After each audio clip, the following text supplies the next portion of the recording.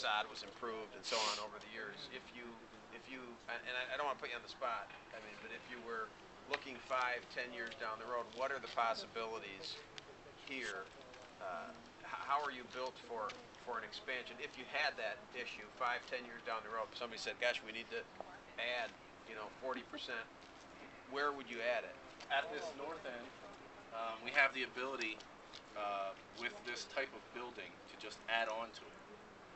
Not only the mezzanine, but also go on the far end and just take and move things out.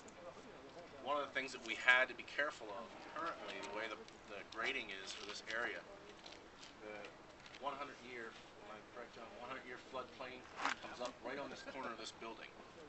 But now that they've regraded this area, they have to go back and redo the floodplain.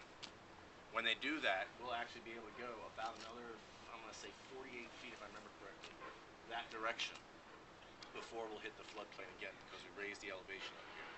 We'll be in the 500-year floodplain. Correct. As opposed to the 100-year. So I know one of the complaints that I've heard about the building is that, look, it's like, I don't know what this is, aluminum or whatever, but it's, there's no brick, and people hoped and thought that there might be some brick in it. That to me is one of those things, like at the Lansing Center, I think that came after. That big impressive brick facade didn't come with the first Lansing Center.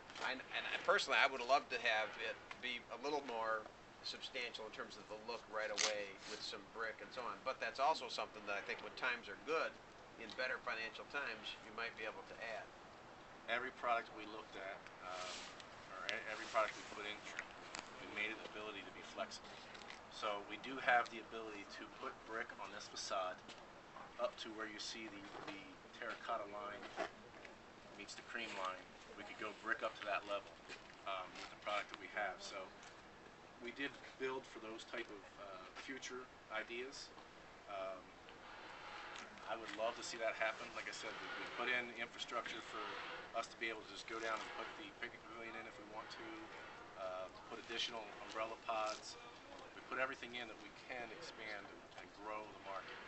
I would think that this building, because of the way it's constructed, as opposed to the U or horseshoe of the old market, that this thing, for efficiency of heating and cooling, has got to be, yes, I don't know what, 40%, something. It's better. much more efficient. Beyond the efficiency, what John likes about it is that grand market idea. When you walk in, you can smell the smells, you can see the sights of every location, and that adds to it. If you've been to a grand market hall, what's the one in Columbus? The North Market in Columbus is similar to that. Milwaukee has its. You have a much better atmosphere because you're not segmented from your other vendors. If you wanted to get a certain product and you know where the other product is in the market, you're not crossing across what we call that central corridor. You're centrally located.